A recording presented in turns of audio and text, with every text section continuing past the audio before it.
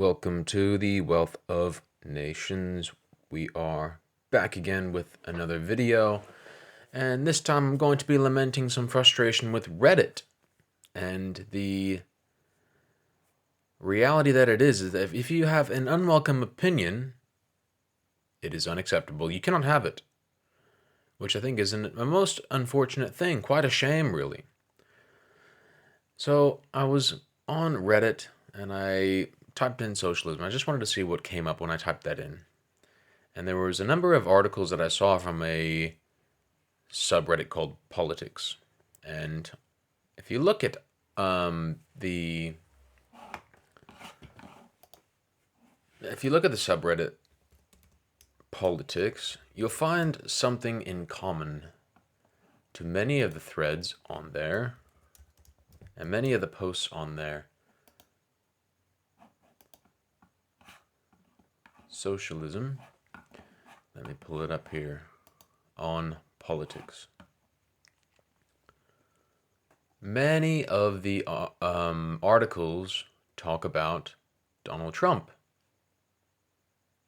One in particular, Trump repeatedly dismissed coronavirus warnings as alarmist for weeks before the crisis.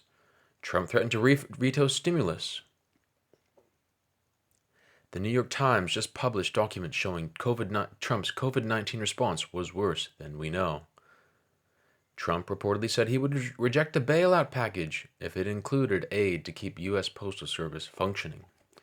That particular post has 62,000 upvotes. Trump again, Mike Huckabee. Conservatives suppressing the vote. Dangerous idiot. Trump says germs is so brilliant, antibiotics can't keep up with it. And chaotic White House meeting. The list goes on. You get the idea. I don't need to bang on about that. So I thought to myself, okay, well, why don't I try to post something different on there? Perhaps a unfavorable view towards, or a criticism of socialism by this man, Milton Friedman. His few words, I'll share them here because they are quite compelling, as they usually are from this man. But let's have a look and see.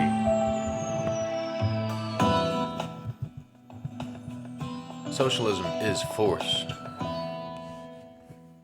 Has socialism failed because its good qualities were perverted by evil men who got in charge? Was it simply because Stalin took over from Lenin that communism went the way it did?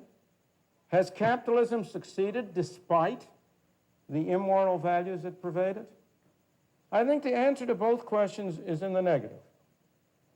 The results have arisen because each system has been true to its own values. Or rather, a system doesn't have values, I don't mean that, has been true to the values it encourages, supports, and develops in the people who live under that system. What we're concerned with in discussing moral values here are those that have to do with the relations between people. It's important to distinguish between two sets of moral considerations.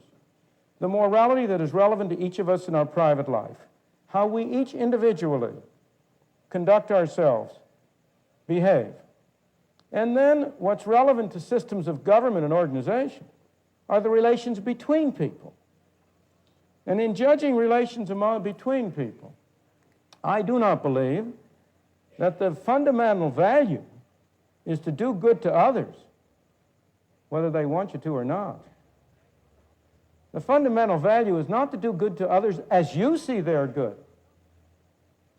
It's not to force them to do good. As I see it, the fundamental value in relations among people is to respect the dignity and the individuality of fellow men.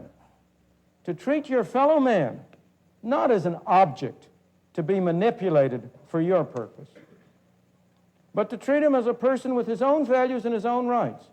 A person to be persuaded, not coerced, not forced, not bulldozed, not brainwashed.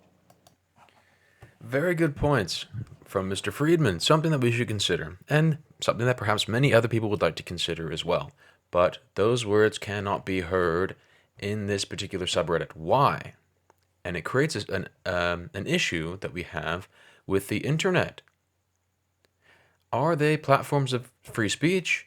I think not. If you have a contrary opinion to the socialist left-wing mainstream narrative, and you've tried to engage on some of these platforms, you'll find something very interesting. There is a mechanism that if you are being downvoted or if your opinion is not approved of, you'll have this thing that'll come up that'll prevent you from posting for, say, 7 minutes, 8 minutes, or whatever the case may be. And being a person that tends to debate and to have discussions online, sometimes with people that I disagree with, I've had that many a times where I've tried to respond and have a conversation with someone, and my posts will actually be blocked for 8 minutes, whatever the case may be. And it's just discouraging, and I have no desire to sit there for 8 minutes and wait when I'm trying to have a conversation with someone. So usually I scrap it and move on to something else, whatever the case may be. Now, in this particular subreddit, another way or mechanism that is used to prevent people from posting who have a contrary opinion, in my view, is this particular system that is in place.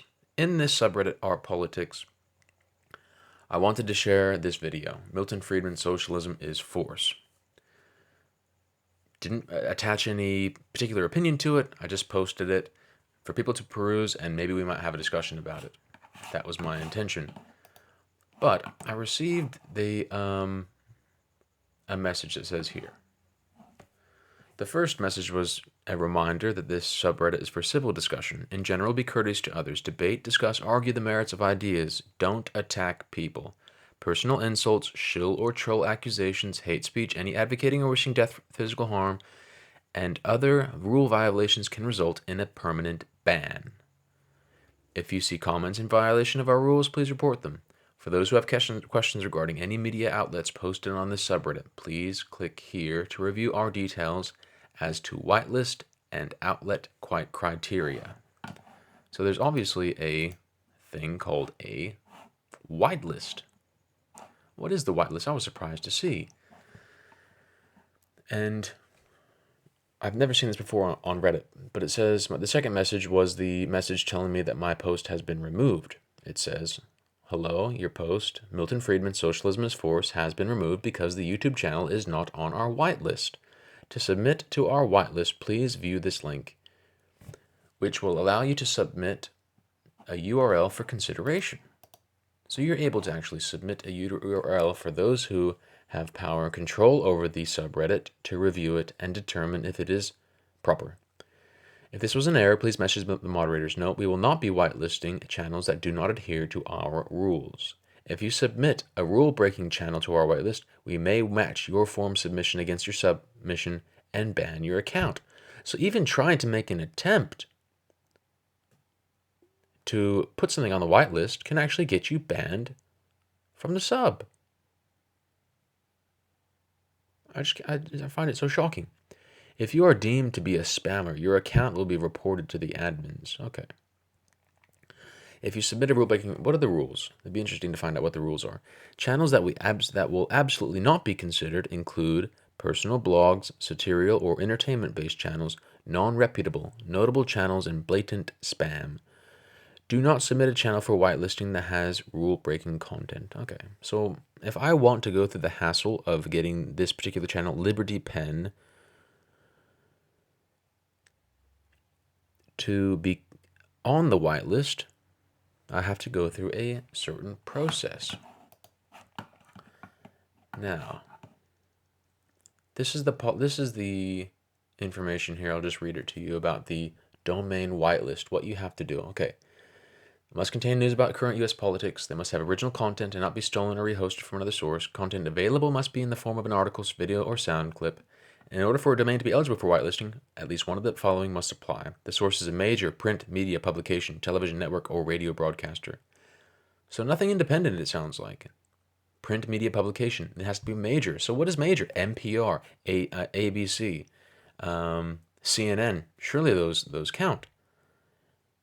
Where is the opportunity for anyone else who has an independent opinion, who's not a major publication, that has something to say? When will they get an opportunity to host, to get their views heard?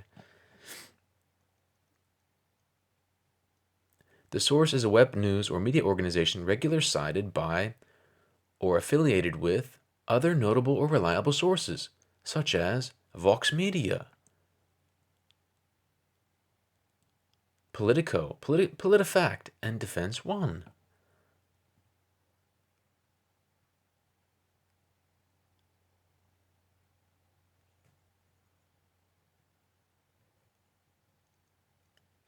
Number 3, the source is recognized as influential or noteworthy within their sphere of political influence by other notable organizations, including the American Conservative, recognized by the New York Times, Democracy Now!, recognized by the Los Angeles Times. The source is recognized as influential or important within their regional sphere of influence by other notable organizations. 5, the source has been historically noteworthy. 6, the source has produced work that is award-winning or giving official acknowledgement by an authoritative organization in their field. 7. The source is recognized as a noteworthy or influential research organization, policy think tank, or political advocacy group by an authoritative I've lost my spot organization in their field. 7. The source is recognized as noteworthy or influential research organization, policy think tank, or political advocacy group by an authoritative source. Examples: the Heritage Foundation, Pew Research, ACLU, and AARP. And 8. The source is part of a government agency or body. Seriously?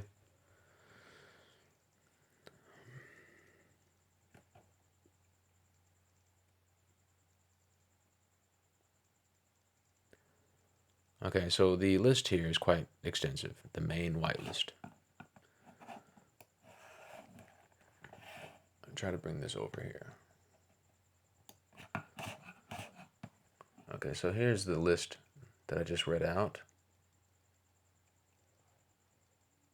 There's the criteria there. You can freeze it and have a read if you want.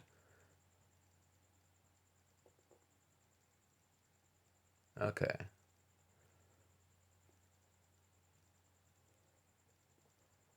So it's pretty extensive. There's quite a few that are on the list. So that seems reasonable. Vice, approved. Vox, approved.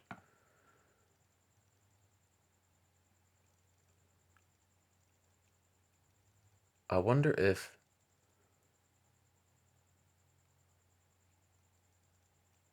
William F. Buckley's journal is in there.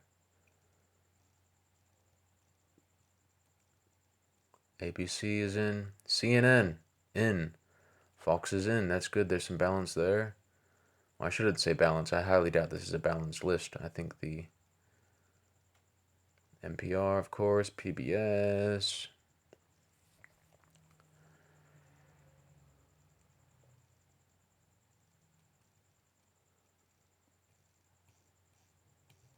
Okay, you get the point. The list is quite long. So what about YouTube channels? Let's see what that gives us.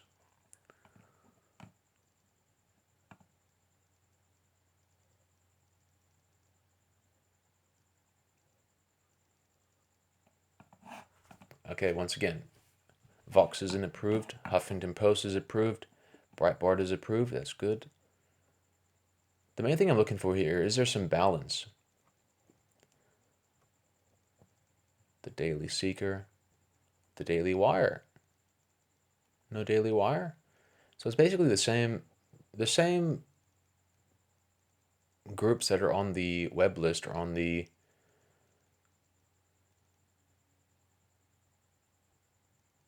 National Rifle Association, Cato Institute. That's good. So there is some balance there. But I'd also like to know, for these approved sites, how often is the Cato Institute actually cited? That might be a good thing to look at now. Politics. Cato Institute.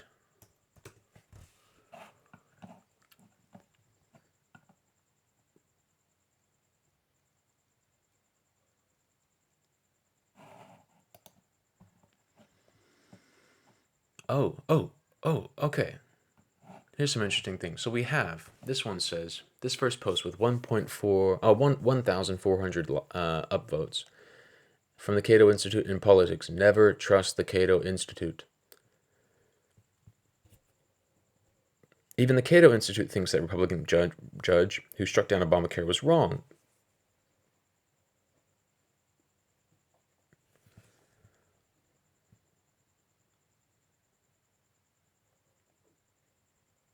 Interesting.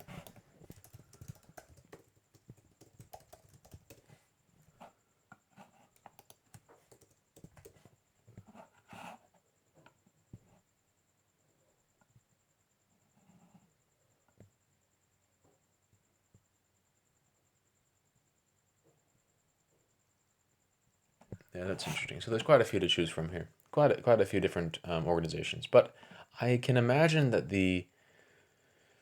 with these sources, the amount of political diversity would be very minimal on this particular sub. Okay, so back to the other point that I wanted to make. So I'm going to, if I want to submit to the whitelist, this Liberty pen, I have to go through this form. I have to fill it out. Some of the questions are politics YouTube whitelist request? What is the name or title of the channel you are requesting? What is the URL? Does the channel you are requesting contain content that covers recent political news? To the best of your knowledge, does the URL you are requesting ever rehost, redistribute, or republish content from another content producer? Does the URL you are requesting have an emphasis on satirical or purely entertainment-based content? For example, The Onion or The Daily Show? Would you consider this channel notable? If so, why? What type of content would you classify this channel as? And there's a number of different options. So I could submit this one if I wanted to. Now, what makes something notable? Is it how many likes, or is it how many followers it has? What are the parameters? And why can't this, for example, Liberty Pen, with 500,000 views on this particular video, not have some place in the political discussion? Why can't this independent, small source of information, it's obviously not news, why can't it be thrown into the political sphere? I suppose, based on the guidelines of the sub, it's not perfect. It is a conversation from many years ago, but it is political, and it is providing a discussion about some of the issues with socialism. And I'm concerned that there aren't enough opportunities in a major sub like that to post alternative viewpoints.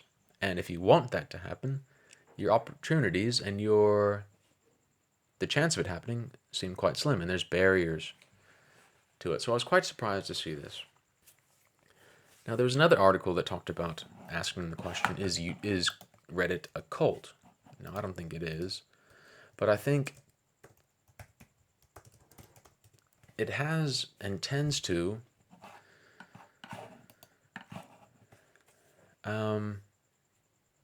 isolate people in the sense that you can be in one place you can be in one sub and have only one viewpoint come across because you have what I would consider to be militant downvoting.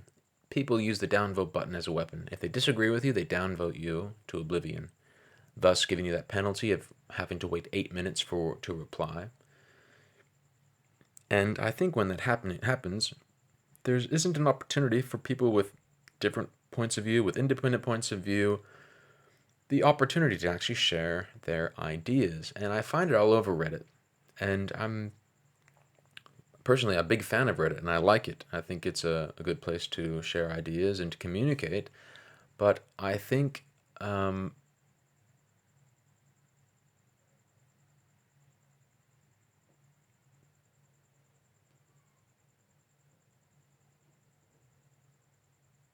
yeah, so I'd like to hear what you think about this. What has your use of Reddit been like? What has your experience been like with Reddit?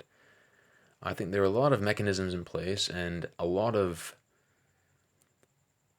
just the fact that there are moderators. Moderators are the filter for what can and cannot enter. They are the means by which you can censor and ban speech, you can censor and ban people, and I don't know if it's a good thing for political discussion, if it's good for effective dialogue and exchange of ideas across different platforms and different, just basically different ideas. And I'm thinking about what the possibility and likelihood is of,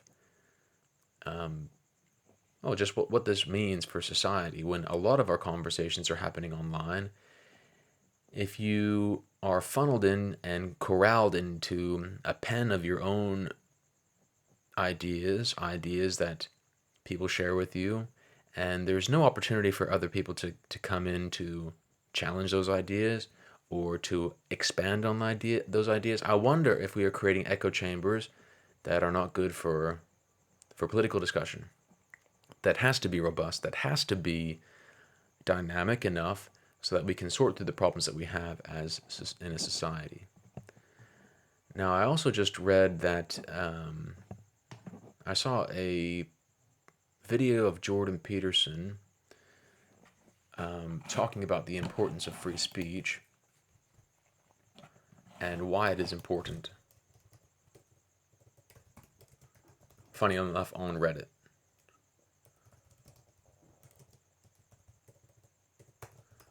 So I think that might be worth watching as well.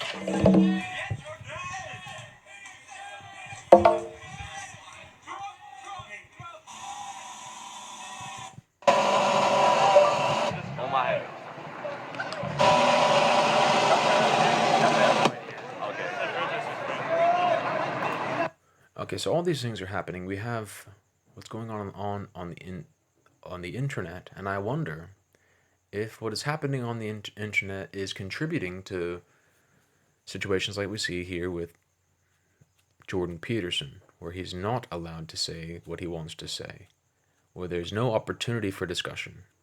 I'm not saying the internet is to blame or the Reddit is to blame, of course, but when we have environments where we're not allowed to share opposing opinions, where it is deemed taboo, maybe what is happening on the outside, or this is a manifestation of what happens on the outside. When the ideas come together, in this situation, they collide. Rather than sitting down and talking and listening and sharing different views, debating and discussing, what we have is this shocking display. Well, as you can see, the opponents of free speech are capable of making a lot of inarticulate noise. All right, so I want to tell you a couple of things about what this isn't about as far as I'm concerned. Right. I'm not going to talk about sexual politics. It's not my primary concern. What I'm going to talk about is freedom of speech, and I want to tell you a few things about freedom of speech, okay? Because I've been thinking about this very carefully. I've been thinking about this very carefully over the last 2 weeks. And it's partly because of the videos that I've made. But also because...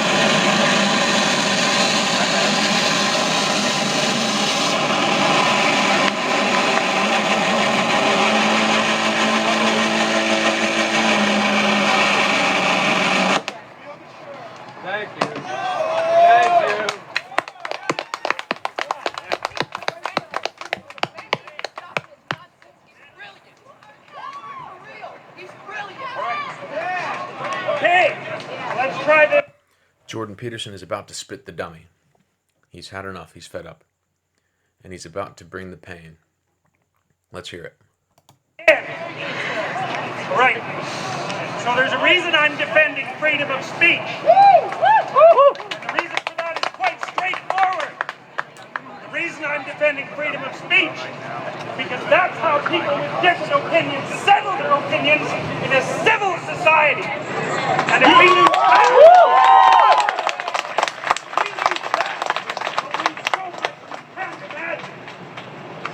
Now here's what's happened with Bill C-16 and the surrounding legislation. Free speech is the mechanism by which we keep our society functioning. It's as a consequence of free speech and the ability to speak that people can put their finger on problems, articulate what those problems are, solve them, and come to a consensus. And we risk losing that. Now, you can say there should be reasonable restrictions on free speech, and that's the case. You shouldn't be allowed to yell fire in a crowded theater. And reasonable people can discuss and debate what those restrictions should be. But we can't debate the fact that putting restrictions on free speech is something dangerous beyond comprehension. And that's what we're faced with. Now, we've had laws passed in this country that regulate what people can say. What people can't say. And that's reasonable. But it seems to me that we're in danger of crossing a line. With Bill C-16 and its surrounding legislation, it's the first time I've seen in our legislative history where people are attempting to make us speak their language. And Not gonna happen. that's not something that I'm willing to do. Now, the radical left activists are trying to turn this into an argument about sexual politics. And it's only nominally about sexual politics. It's about language that's designed to control our freedom of expression. I've received many letters and many comments from friends of mine and colleagues who've been criticizing everything I say. No wonder. I don't speak perfectly, and my arguments aren't perfectly formulated, and neither are anyone else's. And we have to be able to say what we have to say badly, or we won't be able to think at all. And I know We have to be able to say what we think badly. I think he presents an important thing.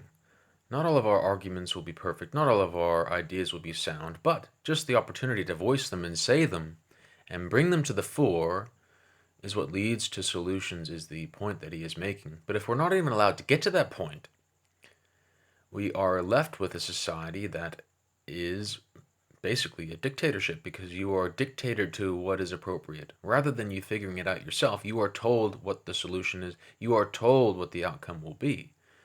And Jordan Peterson is very clear on this, and he is speaking very frankly with these people here to understand how important it is to be able to speak for yourself and share your ideas.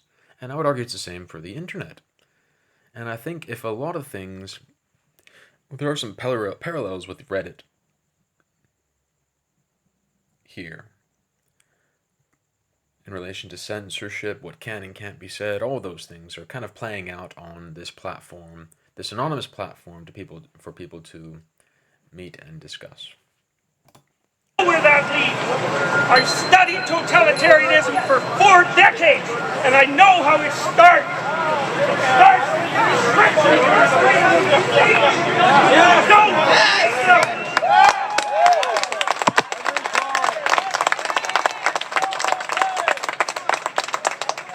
Here's what I recommend.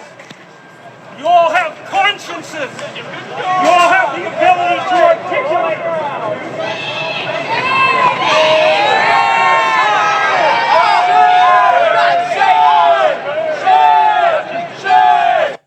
You can just see this. Think of this as an experiment, like a small scale thing that is happening.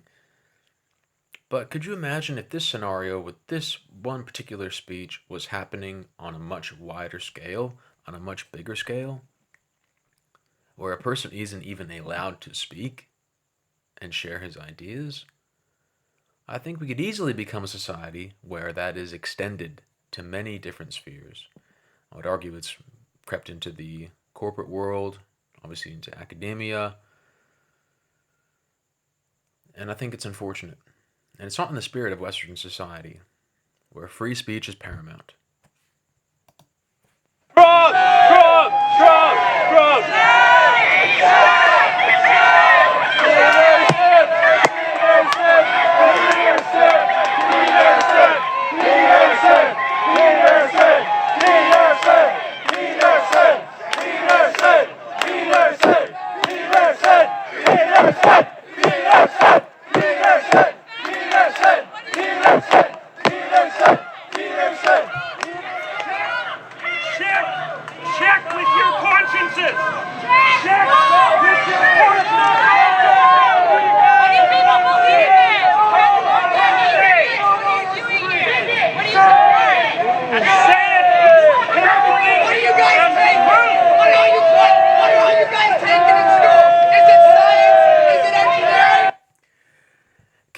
the tension building.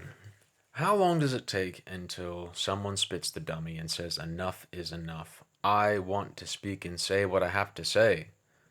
How long does it take before someone freaks out and loses the plot and turns to violence? I think that margin or that line is very thin, and we should be very careful. Letting people speak and share their ideas is a perfect way to have a civil discussion.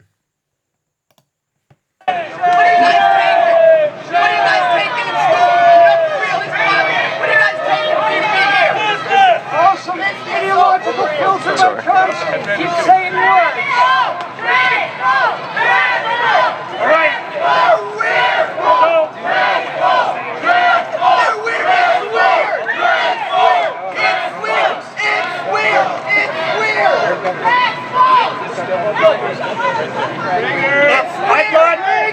I've received some terrible information from people on the radical right in the past week.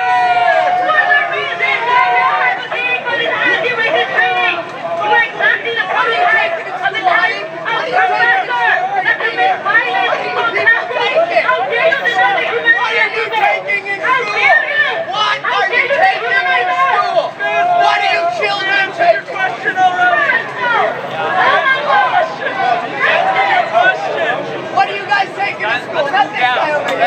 White guy. What are you taking? All right, so I've received terrible information from people on the far right in the last weeks, and it's terrifying. And I can tell you, if we keep pushing too hard on the fringes of the radical left, we're going to produce a counter-response that we do not want to see. Go, Peterson!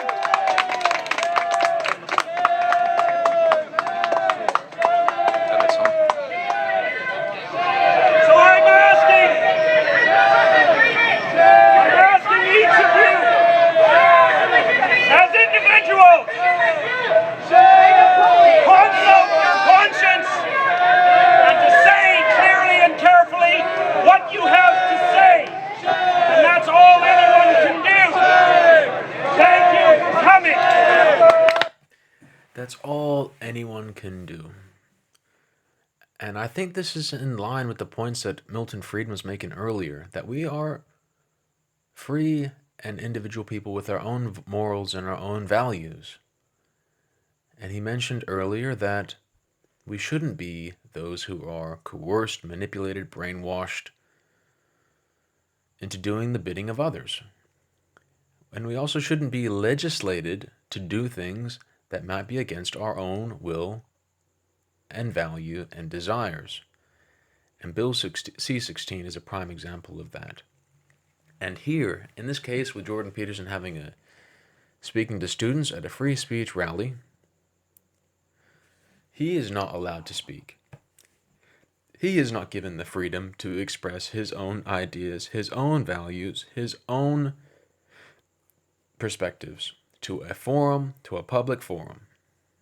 And the danger here is that people with particular views go underground and they go into hiding where they can avoid all of this shouting and screaming and yelling, this ridiculousness, and they start to have conversations outside the public sphere.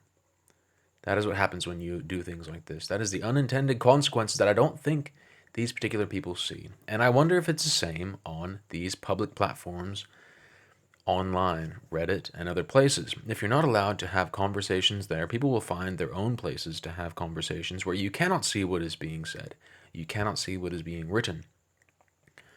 So I'd like to hear what you think about Reddit. Is it creating echo chambers, people of like minds, similar thoughts? Is political opinions that are opposed to or contrary to their political opinions, are they allowed to be shared and to flourish? Or are they banned, removed, censored, downvoted to oblivion? Let me know what you think. Talk to you soon. Bye-bye.